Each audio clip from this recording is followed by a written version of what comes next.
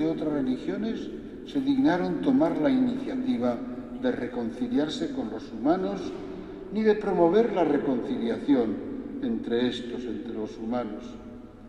Los cristianos hemos de saber que cuando asumimos cualquier tarea reconciliadora en cualquier ámbito, familiar, social, eclesial, Él se nos ha anticipado, inspirándonos esta iniciativa, aunque nosotros no lo sintamos.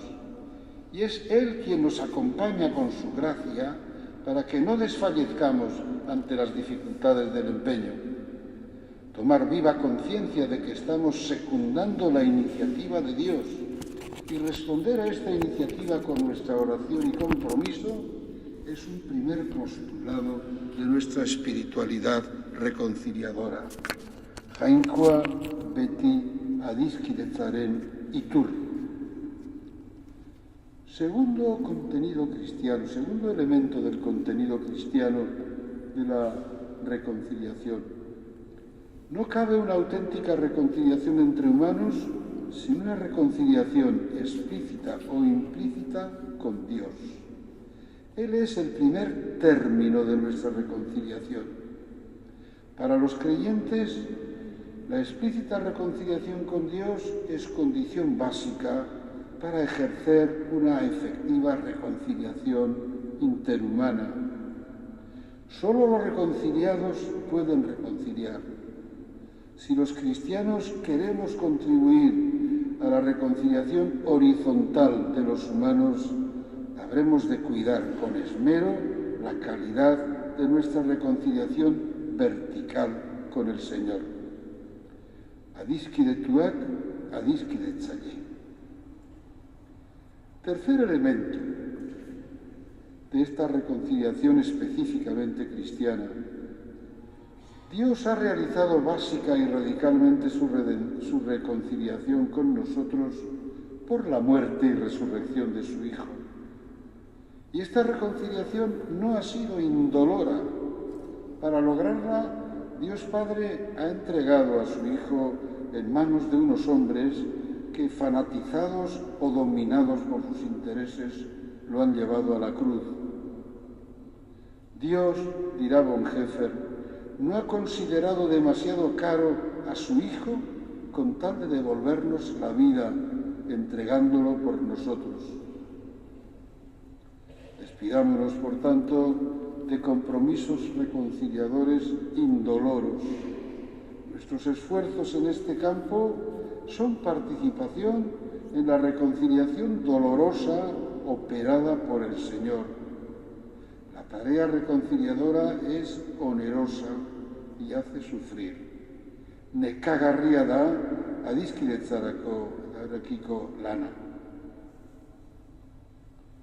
Cuarto elemento de la reconciliación cristiana.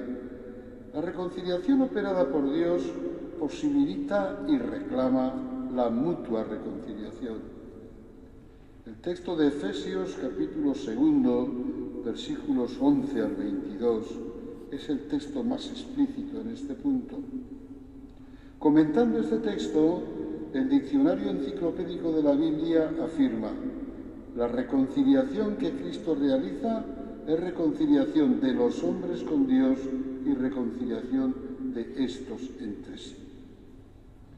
Y el gran exegeta Granados dice: el estudio atento de este fragmento de la carta a los Efesios muestra en primer lugar que la reconciliación entre dos grupos humanos no sucede por medio de la eliminación, sino por medio de la muerte de la enemistad.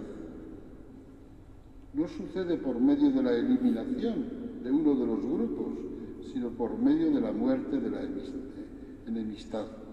No se realiza por la supresión de los actores en conflicto, sino por la desaparición del conflicto, o más exactamente, por la eliminación de sus causas. Ninguno de ellos tiene que cambiar de etnia para vivir en Cristo. Este pensamiento nos inmuniza contra toda reconciliación fusional, en la que desaparecen todas las diferencias y, en consecuencia, todas las tensiones. Una cosa es la tensión, que es creadora, y otra el conflicto violento. Reconciliación y liquidación del adversario se contradicen. Los italianos lo dicen muy bien: vincere ma non sopravincere, vencer sí, pero no destruir y abatir. Quinto elemento, también propio de la reconciliación cristiana: la onda reconciliadora que nace de la muerte y resurrección del Señor tiene vocación universal. La multitud de conflictos violentos en el ancho mundo en nuestros días es una escandalosa tragedia y un flagrante no al proyecto reconciliador de Dios.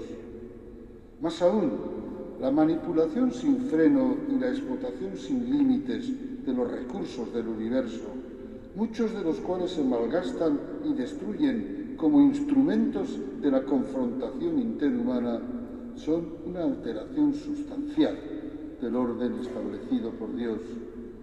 Este orden reclama que las cosas tienen como finalidad que los humanos usemos moderadamente de ellas y los cuidemos con delicadeza.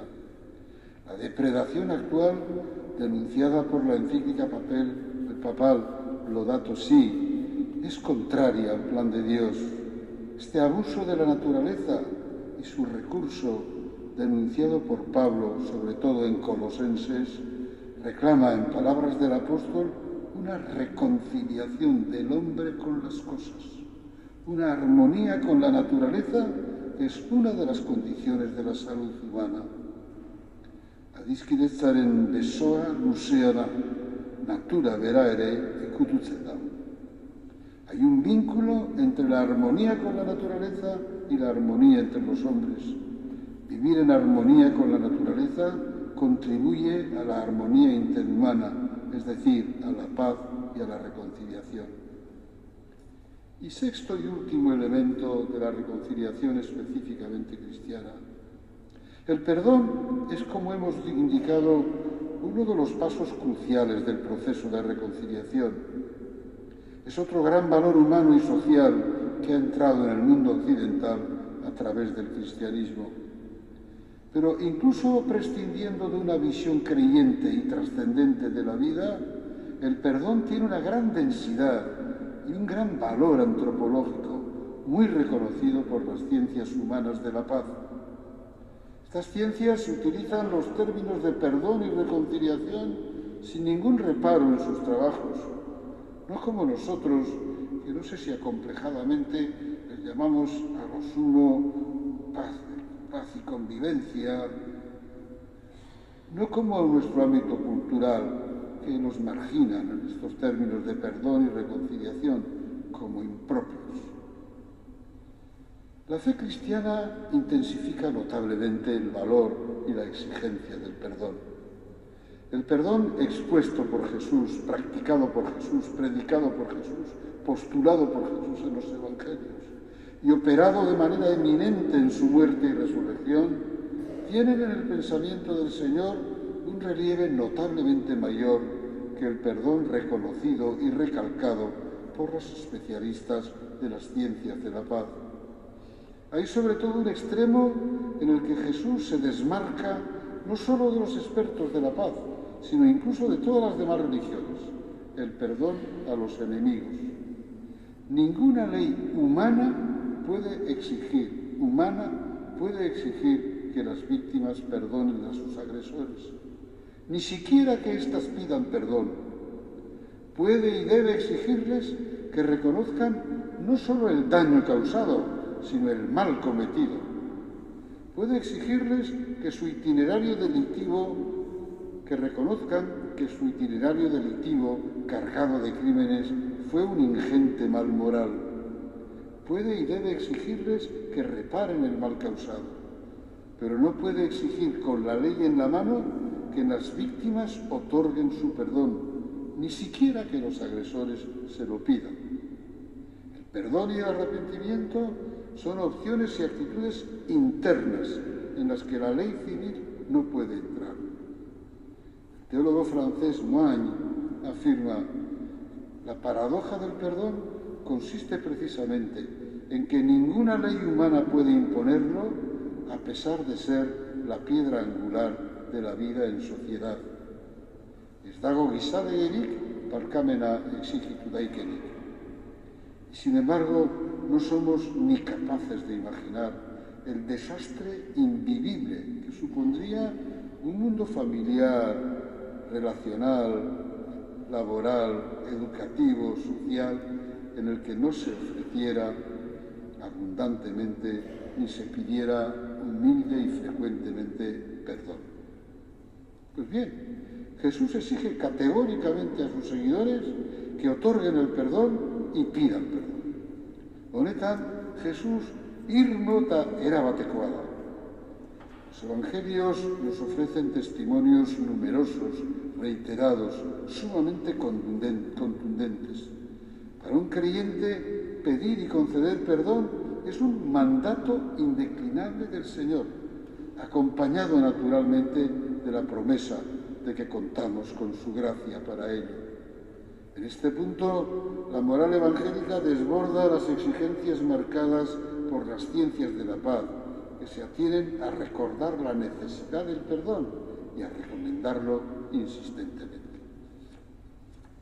Segundo capítulo, ¿cómo contribuir a la gestación de una cultura de la reconciliación? Los expertos nos dicen que hace falta mucho tiempo. Los muros son altos y las heridas muy graves.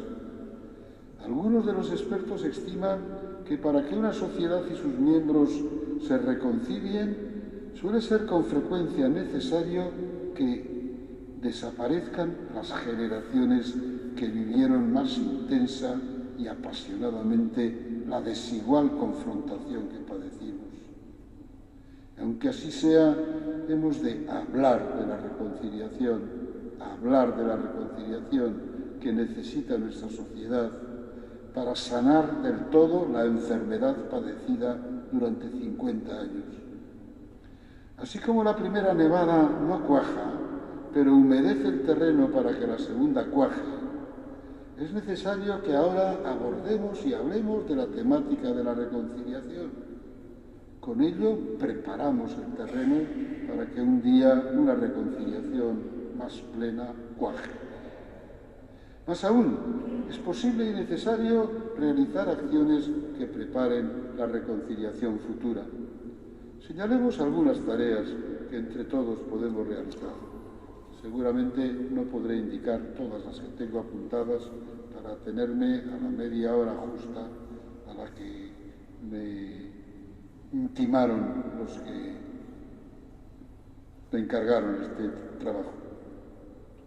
Primero, la reconciliación interior, barrutik adiskidetuak. Ninguna persona no reconciliada puede ser reconciliadora.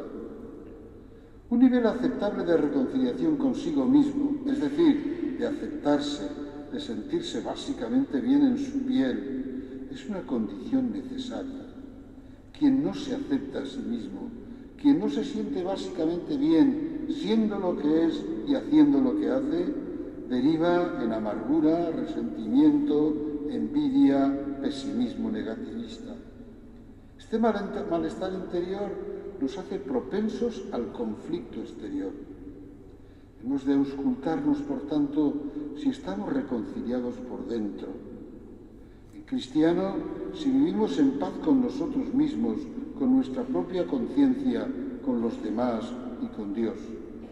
La Cuaresma recién iniciada nos invita a este saludable quehacer.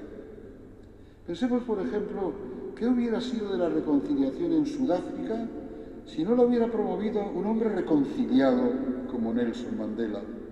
Schreiter, uno de los especialistas, dice que la persona reconciliada lleva en sí un impulso dinámico que le mueve a reconciliar su entorno. Barrutik adiskideturik dagoena adiskidetzaile bihurtzen da. Segunda condición o segunda actividad, comprender bien y transmitir en nuestro entorno la verdadera identidad de la reconciliación humana y cristiana. Porque existen muchos prejuicios sobre la reconciliación. Existen bastantes concepciones insatisfactorias que por exceso o por defecto, por idealismo o por escepticismo, deforman el noble rostro auténtico de la reconciliación humana y cristiana. Existen lecturas sencillas para este conocimiento auténtico de la identidad de la reconciliación humana y cristiana. Las dos obras cortas de Schreiter, que se llaman Violencia y Reconciliación y El Ministerio de la Reconciliación, publicadas por Sauterre, son fáciles e instructivas. La Universidad de Deusto publicó dos pequeños libros, El perdón en la vida pública y Conflictos, violencia y diálogo. Con pudor ofrezco también mi libro Reconciliación, publicado en Sauterre, de 147 páginas. Enterarnos bien para orientar correctamente nuestra acción reconciliadora y para reparar visiones desviadas con las que nos encontramos cada día. La transmisión puede ser sobre todo tarea de aquellos que os dedicáis a la educación escolar o a los medios de comunicación social, y también de quienes sois padres y madres. Hezitzaileak, komunikatzaileak, gurasoak. Tercera tarea a nuestro alcance: estar cerca de alguna víctima. Biktimarengandik